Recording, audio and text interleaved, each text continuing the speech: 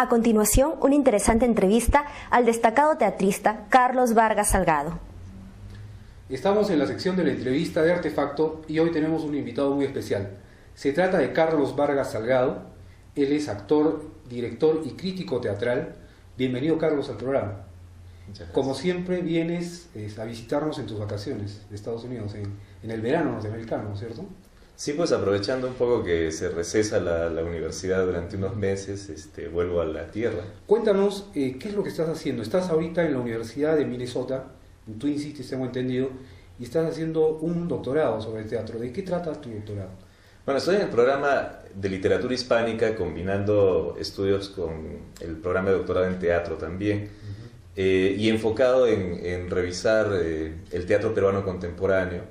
Básicamente el teatro que se produce fuera, digamos, de la visión central del teatro, no necesariamente el típico tradicional teatro que se da, por ejemplo, en Lima o en algunas ciudades del interior, sino aquel teatro independiente y popular y el que se expresa sobre bases culturales no necesariamente occidentales, ¿no?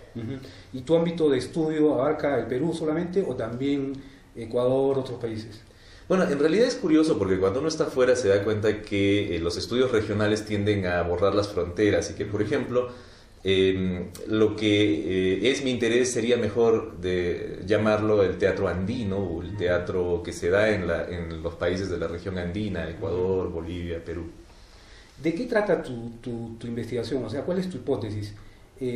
Estás saliendo un poco del margen del teatro occidental, ¿no es cierto? Estás tratando de buscar expresiones que no necesariamente pueden ser teatrales, sino que de alguna manera tengan una teatralidad, pero con expresiones auténticas, ¿no?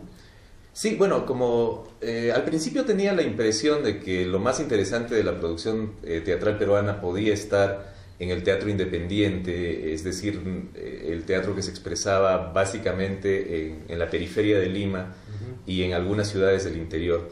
Pero luego, un poco a partir de cierto contacto con los estudios culturales enfocados en performance en Estados Unidos, he empezado a interesarme más en la manera en que se está conservando la memoria en el mundo andino a partir de ciertas formas que no necesariamente son teatro en la manera occidental en que se puede entender el término. Formas parateatrales, formas de teatralidad social, como las fiestas populares, como los ritos, para descubrir de qué manera nosotros como nación, o la zona andina como una región cultural independiente, ha resuelto su propia necesidad de preservación de la memoria histórica en base a ciertos artefactos que son performativos, básicamente, ¿no? Danza, teatro, ritual, en un proceso en que se empiezan a borrar las fronteras y que gracias a la apertura que los últimos estudios nos permiten, también empieza a cuestionar la idea de la propia identidad cultural, ¿no? Un caso ejemplar podría ser lo que sucede en Paucartambo, la fiesta con las danzas de los negritos y toda esa expresión que tiene mucho de teatralidad, porque incluso antes de la danza hacen una serie de escenificaciones de lucha con el demonio, etcétera.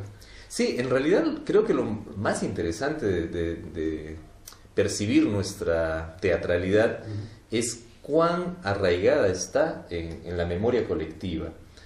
Paucartambo puede ser un ejemplo paradigmático, pero en realidad uno no tendría que alejarse ni siquiera de Arequipa y en realidad podríamos irnos a las fiestas de las cruces o incluso esta manera tan particular en que hemos resuelto el Vía Crucis en los días de Semana Santa, que no tiene nada que ver con el Vía Crucis a la occidental y que es una forma teatral. Claro, o lo que mencionas tú en las fiestas de las cruces, y hay otras expresiones como la quema de Judas, por ejemplo, que eso es bastante teatral, ¿no es cierto? Porque hay un texto, hay un discurso incluso.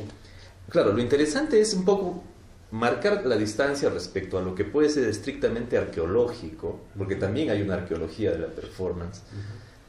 Lo que es simplemente descubrir lo que se hacía antes, para encontrar, y esto es más interesante ahora, ciertas matrices culturales que han supervivido.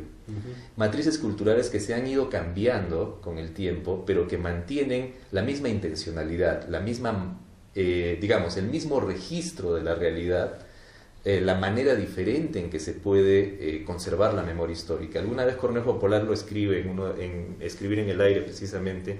Es posible que encontremos en el Perú que la gente no lee la historia, sino que la danza. Que es una visión bastante novedosa, ¿no? Háblame un poco sobre tu percepción del teatro en el Perú. ¿Cómo ves el teatro en el Perú? Yo estoy más interesado ahora, por lo menos es mi expectativa, en el teatro que se está generando fuera del circuito canónico tradicional. O sea, no el teatro de las 4 salas de Lima en Miraflores y San Isidro, sino, por ejemplo, el teatro limeño que se da en Los Conos. Ahora estoy desarrollando un pequeño trabajo sobre las movidas teatrales que se dan en Comas con el Fiteca, que se da en Villa El Salvador con teatros como Bichama, o Arenas y Esteras, o programas completos de teatralidad o de formas de organización teatral como el FESTA, el Festival Nacional de Teatro Escolar, que se da a nivel nacional, la muestra de teatro nacional. Se dio en Cajamarca, ¿no es cierto? Que se da de una manera curiosa, por ejemplo, ese registro, digamos, de la teatralidad peruana la hace completamente diferente de otras partes de Latinoamérica, ¿no? Es un festival, no es un festival de competencia, es un festival de intercambio bienal, sostenido sobre nada, el Estado no lo reconoce ni lo apoya. La última vez ha enviado el Congreso un saludo, pero eso ya era totalmente inusitado. Y sin embargo sobrevive, y sin embargo sigue existiendo sobre la base del compromiso de los teatristas. ¿Y cómo ves el teatro en Arequipa? ¿Te parece que está en buen camino o es que ha sucedido un hueco en el recambio generacional? Porque no se ven mucho nuevos actores, no hay nuevos grupos y hay una pobreza extrema en estrenos, hay muchas repeticiones, muchas reposiciones, etcétera. Bueno, evidentemente mi visión está mediada por la distancia, pero sí tengo la impresión que es posible que la presión de instituciones como el municipio o el propio Ministerio de Educación, que no reconoce la actividad teatral como parte de lo necesariamente productivo y cultural, ha mellado en los teatristas en su interés de seguir produciendo. Entonces, no se puede esperar que los teatristas sostengan eternamente la actividad cultural, ¿no? Sí, pues bueno, es el eterno círculo vicioso del que hemos hablado, ¿no? La falta de apoyo y también la falta de formación, ¿no? Y la falta de incentivo. A pesar de que en los colegios hay bastante teatro, si te has dado cuenta que en cada colegio hay obras, etcétera, pero luego eso se pierde, ¿no? Se pierde en el aire, no hay continuidad.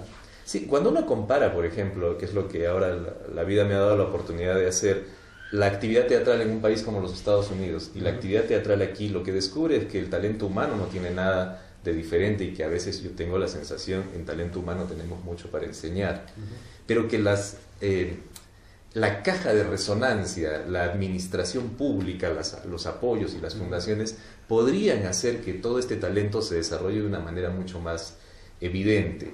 Tenemos la sensación que no hay teatro en Perú o en Arequipa, y tal vez estamos equivocados. Hay mucha más en el teatro universitario, en el escolar. Tal vez no vamos a tener ese teatro profesional, un poco al occidental. Tal vez, pues, como dice Jaime Lema, un teatrista limeño, aquí no hay Broadway, y probablemente habrá que felicitarnos.